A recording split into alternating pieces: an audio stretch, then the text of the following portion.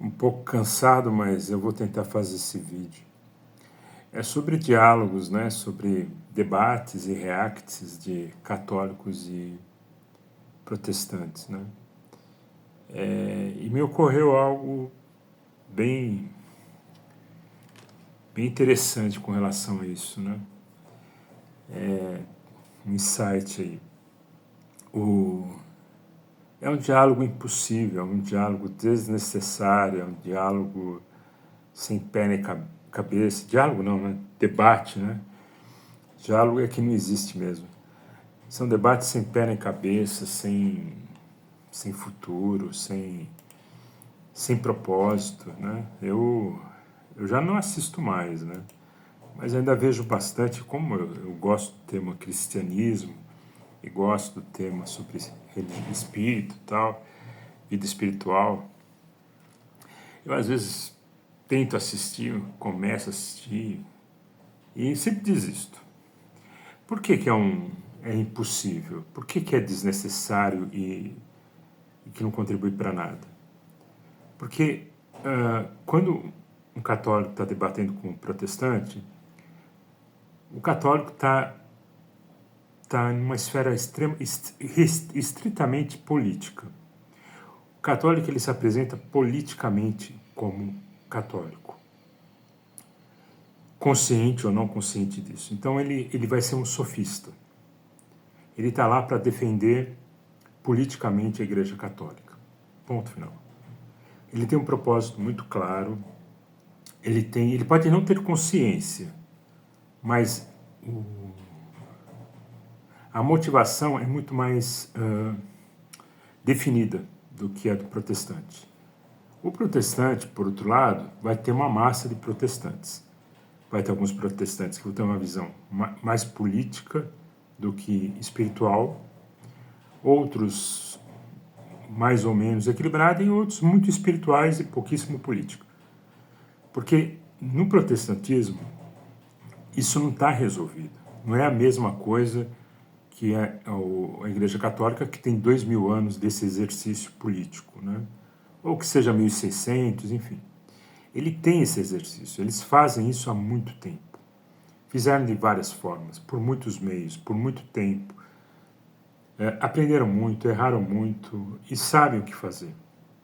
O protestante, principalmente o protestante brasileiro, não tem isso, não tem essa tradição, essa experiência e nem essa consciência, o que é pior, porque no caso do protestante, ele não sabe exatamente o que está fazendo. Ele não sabe exatamente o que está defendendo. Ele vai nisso de forma esquizofrênica. Ele não percebe quando ele tá sendo levado para uma discussão política ou religiosa.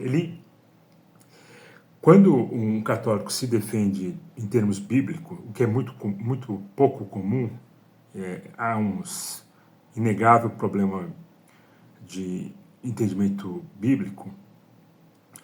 O católico simplesmente está defendendo a igreja, ele está preocupado em vencer o debate, porque ele sabe que está no embate político. Quer dizer, ele pode não ter consciência, mas ele faz isso.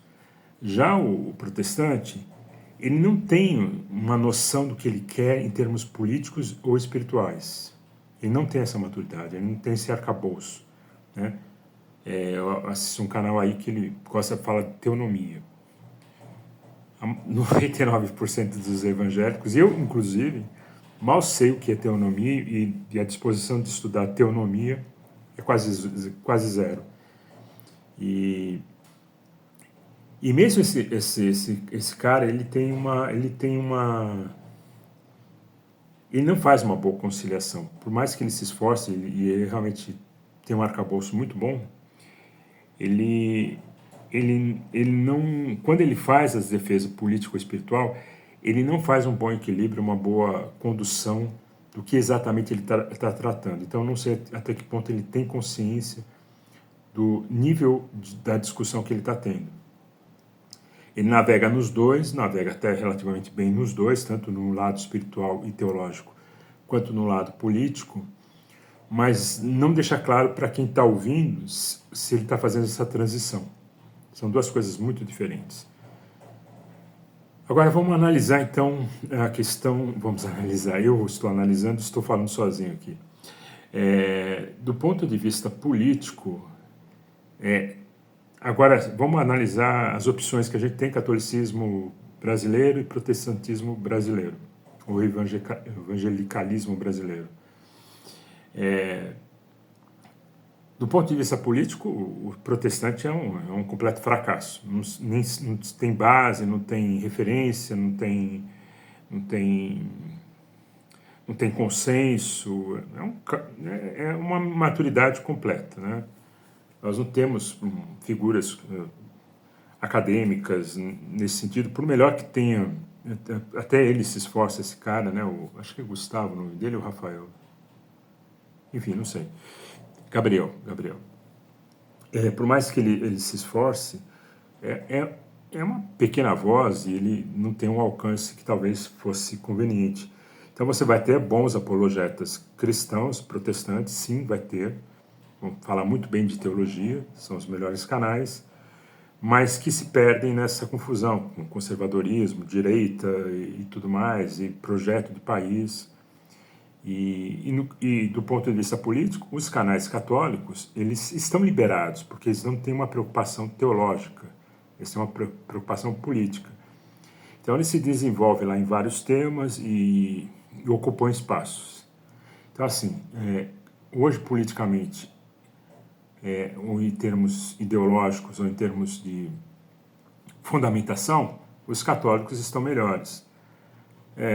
Dá para então querer ser católico para melhorar o cristianismo no Brasil ou o conservadorismo no Brasil? Sim, é uma opção. E alguns até acham que estão fazendo esse movimento, e muitos fizeram até por conta do Olavo de Carvalho. E tudo bem, tá ok, sem problema.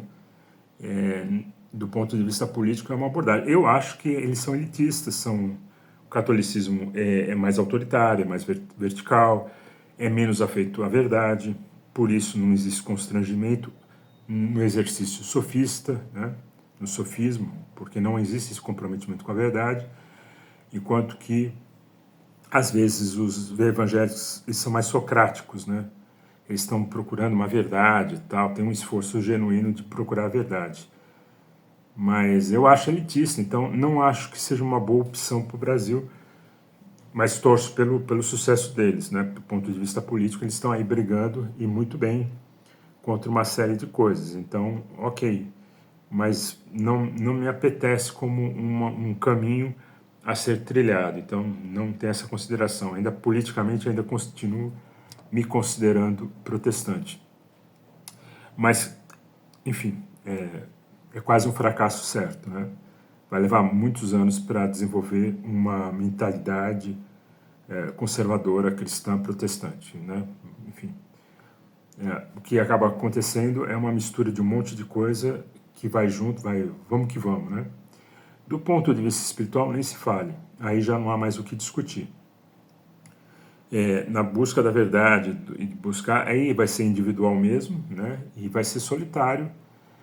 O protestante, nesse caso, vai fazer suas buscas teológicas, ele procura uma verdade, isso é mais frequente mesmo, não que todos façam isso, mas entre os protestantes existe isso, né? Tanto é que eu falei justamente dessa questão dialética entre protestantes e católicos.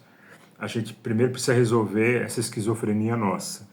Então, acaba-se que muitos preferem simplesmente o individualismo e procurar sua salvação nas suas 33 mil denominações cristãs, ou seja lá o que for. Porque ele tem essa autonomia, porque a Bíblia lhe conferiu essa autonomia, e a Bíblia permite você avançar muito do ponto de vista espiritual, não terceirizar a fé, né? Porque por ser a Igreja Católica ser uma entidade eminentemente política, né? A finalidade dele é o reino terrestre, né? É a edificação de um reino terrestre, por mais que eles digam que não. Possam argumentar em desacordo com o que eu estou falando. Mas, de fato, eles terceirizam, ou seja, eu vou cuidar, eu vou estudar filosofia, ciências políticas, história, e vou dizer que eu sou da Igreja Católica e estou na igreja e estou salvo.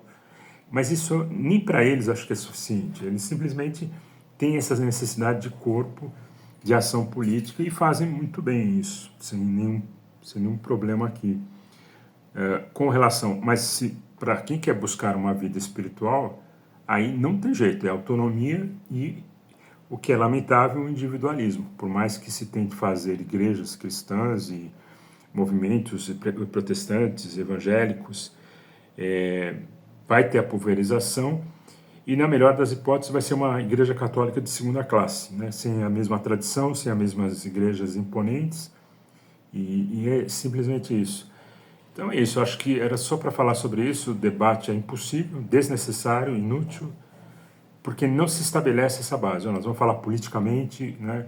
E eu acho que o protestantismo pode oferecer muita coisa boa em termos políticos, mas do ponto de vista espiritual nem se fale, não tem, não é nem questão de ser protestante ou deixar de ser protestante, é simplesmente ser bíblico e individual, né? O que anula que fragiliza todas as posturas políticas, né? Então acho que primeira questão que os protestantes têm que resolver é saber diferenciar essas duas questões quando são colocadas à mesa e saber navegar nas duas. E se não souber navegar nas duas, cai fora de uma delas, né? Se omite e se preserva. Mas não adianta ser socrático quando se fala com sofistas, né? Isso eu acho que é uma das primeiras duras realidades que a gente experimenta na vida. Mas é isso, vai acabar a bateria.